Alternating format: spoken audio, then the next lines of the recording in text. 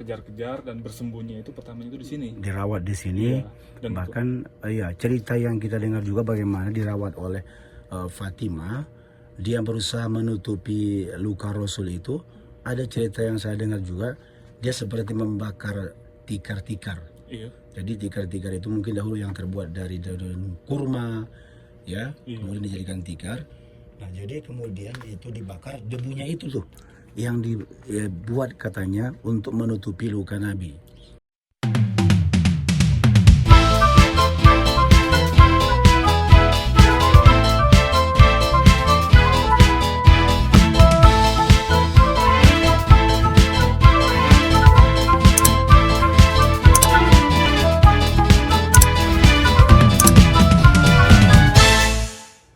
Bismillah, assalamualaikum warahmatullahi wabarakatuh. Oke, alhamdulillah kembali berjumpa dengan Bu Has. Semua saudara kami dimanapun berada, kami sapa dan kami doakan semoga semua sehat dalam lindungan Allah Subhanahu Wa Taala. Amin Allahumma amin. Sekarang saya berada di bawah kaki Gunung Uhud. Seperti yang terlihat ini semuanya Gunung Uhud. Sangat panjang ya, sampai ke sana ini 7 km. Dan kali ini saya bersama dengan YouTuber Kota Madinah Al-Munawwarah yang sudah tidak asing lagi. Assalamualaikum. Waalaikumsalam warahmatullahi wabarakatuh. Masya Alhamdulillah di hari ini sekarang saya bersama Bung Hasibuan berada di tempat yang sangat bersejarah di Kota Madinah, yaitu di Jabal Uhud. Jabal Uhud ya. Iya. Ini beliau ini sudah kesehariannya di Madinah ini. Jadi pasti sudah istilahnya mendarah daging ini suasana Madinah tiap hari ya. Jadi sekarang cuacanya gimana nih? Panas. Kalau untuk sekarang itu cuacanya itu lagi musim panas. Nah, Musim kalau panas. sekarang kan di jam 6 pagi. Iya. Nah, di jam 6 pagi ini sangat sejuk sekali kalau Iya. kita berziarah ke tempat-tempat bersejarah di Madinah. Nah, Iya. Betul itu. Jadi pagi hari ini saya bersama dengan Erwin Ismail ini ya akan coba telusuri tempat bersejarah dengan mungkin nuansa ada nanti tambahan yang sebelumnya kita sudah pernah sebenarnya ke sini ya. Tapi kita akan kupas lagi tempat-tempat bersejarah yang ada di Kota Madinah Al-Munawwarah. Termasuk pernah dengan para YouTuber lain juga sudah mereview ini bagaimana satu gua yang ada di atas sana itu ya. Iya. Erwin Ismail. Jadi kita zoom dulu. Itu yang sekarang di tembok dengan dicor gitu ya. Di sebenarnya di dalamnya itu adalah satu gua yang merupakan tempat istirahat baginda Nabi besar Muhammad SAW sesudah peperangan Uhud, di saat beliau terluka kemudian berlumur dengan darah. Iya. Dan bahkan cerita-cerita yang kita dengar bagaimana? Mungkin Erwin Ismail juga pernah mendengar cerita apa yang dirasakan di sana oleh orang-orang yang mungkin yang pernah berziarah. Jadi diceritakan bahwa di Gua Uhud ini ketika Rasulullah SAW terluka Ya. di perang Uhud dan sekujur tubuhnya dipenuhi dengan darah, Ya. dan karena dikejar-kejar oleh kaum kafir Quraisy dan Nabi pun bersembunyi di gua ini ya. Ya. Dan menurut saya yang saya dengar diceritakan menurut orang-orang bahwa gua ini di dalamnya itu wangi. Wangi ya? Iya. Masya Allah. Wangi. Dan cerita ini bukan hanya dari 1-2 orang kita dengar, tapi banyak ya. Iya, banyak juga. Tapi sekarang guanya ditutup, dicor. Nah, jadi alasannya itu kenapa dicor? Coba kita lihat, Bung. Ya. Karena banyak pejaroh-pejaroh atau orang-orang yang mencari keberkahan atau berdoa dan mencium-cium Yang gua berlebihan ini. gitu ya. Iya, yang berlebihan dan terlihat oleh masyarakat sini, dan sekarang guanya dicor tuh seperti yang kalian lihat. Dicor ya. Nah, Benar itu. iya. Malahan di atas sana itu seperti ditaruh berak hewan Kotoran lagi. hewan, ya benar itu. Iya. Sengaja dibuat di sana. Ya mungkin untuk itu juga nih. Supaya orang-orang Aromanya biar lain iya, di situ, orang tidak tidak percaya. percaya dan tidak datang lagi gitu. bahwa ini tempat bersejarah. Ya, tapi yang namanya memang sejarah itu kan bagian daripada hal yang tidak bisa ini dilupakan Iya. gitu loh. kita sering dulu mendengar istilah bagaimana di Indonesia jas merah. Jangan sekali-kali merupakan sejarah. Ini dari presiden kita itu. Iya, benar juga. Apalagi ini berhubungan dengan seorang nabi yang membawa risalah ya. Jadi yang di atas bagaimana satu gua sebenarnya sudah pernah kita bikin konten waktu itu, kita coba naik ke atas. Mungkin Anda bisa nanti melihat di atas ini tuh ya, di episode sebelumnya. Silahkan nanti klik di situ. Insyaallah akan terlihat bagaimana suasana di sekitar guanya dan seperti apa tekstur bebatuan yang ada di sini. Dan ketika kami coba dulu untuk melihat ke atas, memang kita merasakan ada sesuatu yang berbeda lah dari tempat lainnya. Oke, Kang Erwin Ismail, kita sambil berjalan ya, karena kita ini melewati komplek juga perkampungan Uhud istilahnya ini ya, di bawahnya ini. Jadi ini perumahan orang-orang Arab ini di bawah. Kalau di kota Madinah itu memang rumah-rumahnya itu lebih tertata. Ya seperti ini ya, dan ya, rumahnya itu di sini sama. Hampir sama gitu ya. Supaya kan di sini debunya itu banyak banget gitu, Bung. Ya. Jadi setiap rumah itu warnanya itu disamain seperti ini. Samain seperti ini. Ya, Masya Allah ini. Menyatukan dengan warna ini. Iya, betul. Bisa kita lihat lagi ke atas sana itu warna-warna daripada gunung, bebatuan gunung Uhud ini agak kemerah-merahan. Ya mungkin ini menjadi gambaran juga bagaimana dahulu menetesnya darah Rasul di sini, yang tentunya di saat membawa risalah Islam ya. Nah kemudian sekarang yang akan kita lihat kalau di sana menjadi tempat istirahat Nabi di sana, dan bahkan bagaimana Sayyidina Ali itu mencari air ya ke belakang sana. Itu sebenarnya posisinya di Mihras, di bawah Gunung Uhud ini. Di sana ada satu Mihras namanya, itu Mihras tempat air akan tergenang di sana biasanya di bawah pegunungan. Jadi Mihras itu satu lubang, istilahkan seperti itulah, di antara bebatuan-bebatuan. Jadi dulu Rasul di sana bagaimana minum ya, diberikan oleh Sayyidina Ali. Kemudian juga Rasul itu membasuh lukanya dengan air yang sudah dicarikan oleh Sayyidina Ali. Nah itu terakhir. Nah, jadi yang Erwin Ismail mungkin pernah dengar cerita sebelum Rasul menuju ke gua yang tadi di atas. Sebelumnya di mana lagi Rasul SAW usai daripada peperangan Uhud? Nah jadi sebelum Nabi Muhammad SAW beristirahat dan bersembunyi di gua yang tadi kita sudah tunjukkan. Nah itu tuh sebelumnya itu ada satu gua lagi yang pertama. Dan guanya itu ada di depan kita ini, Bung. Di sana lagi ya? Di sana lagi.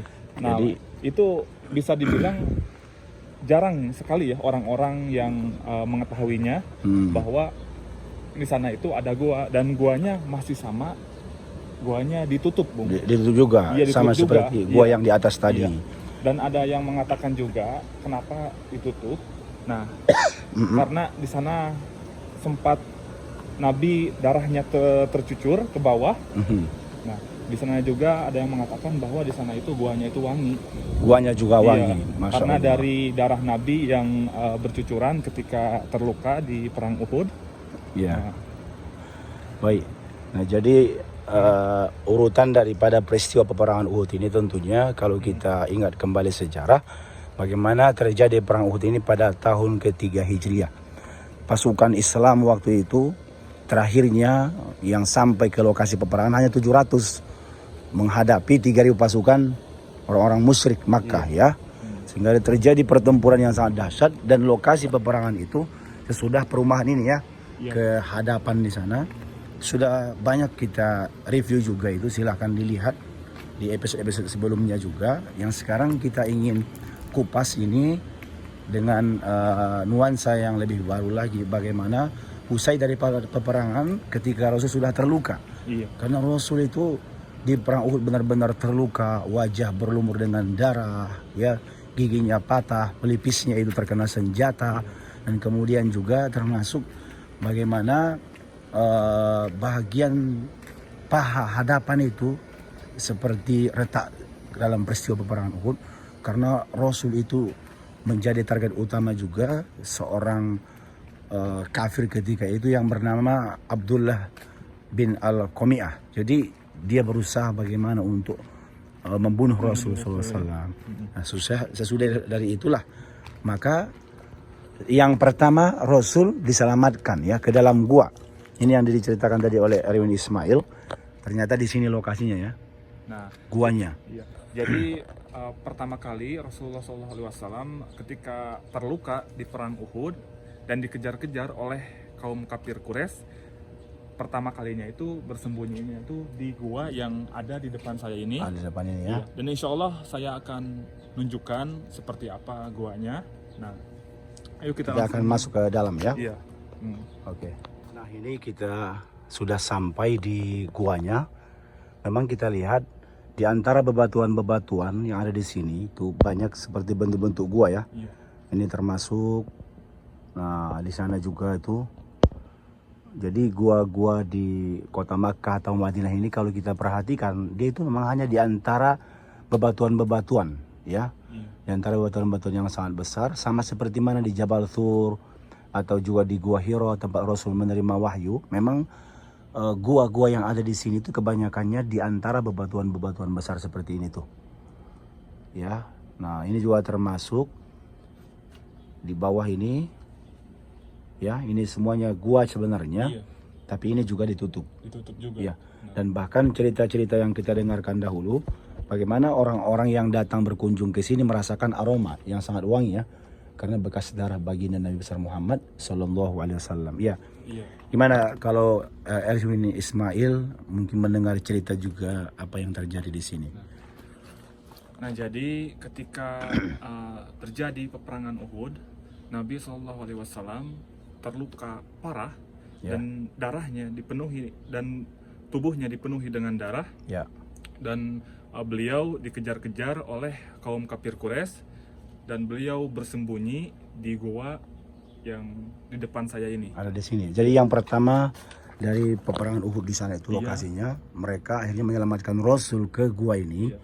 Di sini kemudian Dan kemudian Rasul diselamatkan oleh Sayyidina Ali Sayyidina dan Ali. dirawat di dalam gua ini dan Berarti bersama Sayyidah Fatimah. iya, berarti tempat dirawat pertama Rasul di sini ya. Beliau Rasul yang dibersihkan terluka. darahnya, Iya. darahnya pakai air. Nah, di gua ini dan sekarang guanya dicor juga, ditutup ya, karena banyak para peziarah yang berbuat seperti menyimpang lagi, Bung. Ya, berlebihan. Seperti, mencium-cium, berdoa dan mengagung-agungkan. Ya. Dan kelihatan oleh masyarakat sini. Dan sekarang guanya coba kita lihat ya, Bung. Ya, ini memang Dan di sini gua pertama ketika Rasul di kejar-kejar dan bersembunyi itu pertama itu di sini. dirawat di sini. Iya, dan Bahkan ya cerita yang kita dengar juga bagaimana dirawat oleh Fatimah, dia berusaha menutupi luka Rasul itu. Ada cerita yang saya dengar juga, dia seperti membakar tikar-tikar. Iya. Jadi tikar-tikar itu mungkin dahulu yang terbuat dari daun kurma, ya, Iya. kemudian dijadikan tikar. Nah, jadi kemudian itu dibakar, debunya itu tuh yang dibuat katanya untuk menutupi luka Nabi, sehingga supaya berhenti darahnya. Itu yang saya dengar. Yang sebelumnya juga di sini bagaimana sahabat yang lain merawat Rasul. Selain tadi Fatimah putrinya, ada namanya Nusaibah saya dengar, ada juga Sofia. Iya, Ya, iya. ini sangat luar biasa bagaimana mereka menjaga Nabi besar Muhammad SAW jangan sampai terhenti ketika itu dakwah Islam. Oke, mungkin bisa kita lihat. Memang kalau di sini juga di atas ini seperti memang ada ini penutup dan coba mungkin. Nah, jadi seolah memang ada di dalam ini ruangan. Iya. Benar nggak? Seolah ada ruangan. Ada ruangan yang berbentuk gua. Ada yang mengatakan bahwa tempat Nabi bersembunyi ini Ya. di dalamnya itu yang diduduki oleh Nabi itu batunya itu seperti kursi. Batu seperti kursi. Iya, di dalam itu. Iya. Iya. Tapi Masya sayang Allah. kita hanya bisa menunjukkan di sini saja karena coba kita lihat, Bung. Iya. Di sini sudah dicor. Benar, Dan di sini juga coba lihat ya, Bung nih. Ada tulisan orang Indonesia. Eko Suryanto nih. Orang Indonesia ya. Seluruh keluarga nih. Iya. Jadi ini sebenarnya berarti kalau saya perhatikan gua ini yang sekarang ditutup itu menyatu dengan ke atas sana itu, benar nggak? Sampai ke atas. Nah itu, ini bukti nyata bahwa di antara bebatuan-bebatuan yang besar seperti ini dahulu ada gua-gua yang menurut para ahli-ahli sejarah bagaimana tempat Rasul dirawat pertama di sini, yang tadi kita sebutkan ceritanya, kemudian lalu dibawa ke gua yang ada di sana itu. Biar kelihatan. Nah, tadi kita sudah mulai video dari sana ya. Sama juga dicor juga. Ya, dicor juga itu. Jadi kemudian dibawa ke sana karena dikhawatirkan kalau di gua ini kan guanya di bawah posisinya dan guanya lebih kecil ya. Lebih kecil. Maka mungkin mereka khawatir lagi nanti kalau berlama-lama di sini musuh kembali mencari, datang, akhirnya dibawa ke gua yang paling tinggi di sana itu, yang lebih tinggi di sana maksud kami. Dan posisi guanya lebih besar ya, lebih besar di sana. lebih dalam dan kelihatannya memang lebih aman kalau di atas sana itu, yang dahulu mungkin sulit untuk dijangkau oleh musuh-musuh baginda Nabi besar Muhammad SAW. Oke, selain itu juga di lokasi ini juga sekalipun dalam kondisi Rasul keletihan dalam peperangan, tapi diceritakan Rasul juga melaksanakan sholat ya, tetap menjaga sholatnya. Maka lokasi tempat Rasul sholat itu ada di hadapan. Al-Fasah. Iya, Masjid Al-Fasah itu namanya ya. Iya. Yang ada di sana seperti papan tanda itu. Jadi di sana namanya Masjid Al-Fasah. Bagaimana Rasul tetap berubudiyah ya, beribadah Meskipun dalam keletihan. ya, dalam keletihan, dalam terluka. Masih bisa melaksanakan sholat. Luar biasa itu Rasul SAW. Jadi itu pun semuanya sekarang mungkin masih dalam renovasi ya. Iya. Jadi kita tidak bisa review semua, atau mungkin nanti coba kita merapat ke sana sedikit. Ikuti terus. Nah ini dia lokasi tempat sholat Nabi besar Muhammad SAW. Sudah beliau dirawat di sana dan kemudian walaupun dalam kondisi peperangan, beliau masih melaksanakan sholat di sini. Dan tempat sholat Rasul dahulu diabadikan sekarang menjadi masjid kecil. Walaupun memang bentuk dindingnya hanya seperti ini, tapi ini dahulu masjid yang disebut namanya Masjid Al-Fasah ya. Disebut namanya Masjid Al-Fasah. Bagaimana yang menjadi tempat ubudiyah Rasul kepada Allah Subhanahu wa taala. Dan ini kita lihat nanti mungkin akan ada renovasi besar-besaran di sini. Jadi memang tidak seperti masjid-masjid yang biasanya yang lebih besar, mungkin yang lebih terlihat.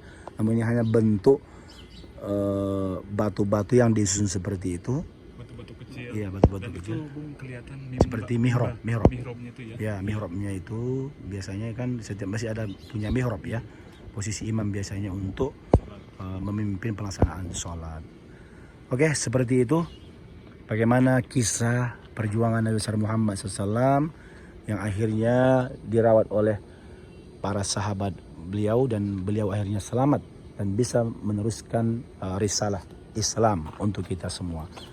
Terakhir apa nih doanya dari Erwin Ismail untuk para penonton kita ini? Silahkan. Nah untuk subscribernya, penonton setianya Bung Hasibuan, saya doakan semoga bisa menjalankan ibadah umroh, ibadah haji, dan bisa berziarah ya ke tempat yang sangat bersejarah ini, yaitu Jabal Uhud ya. Ya. Amin ya rabbal Amin alamin. ya rabbal alamin. Oke, sekian video ini, semoga bermanfaat. Mohon maaf jika ada kesalahan kesilapan. Saya Bung Has dan juga ada di sini Erwin Ismail. pamit dari Kota Madinah Al Munawwarah. Jangan lupa untuk di-subscribe, like, komen, dan share juga ya. Pastinya. Jangan lupa di-subscribe juga Erwin Ismail. Ya, assalamualaikum warahmatullahi wabarakatuh.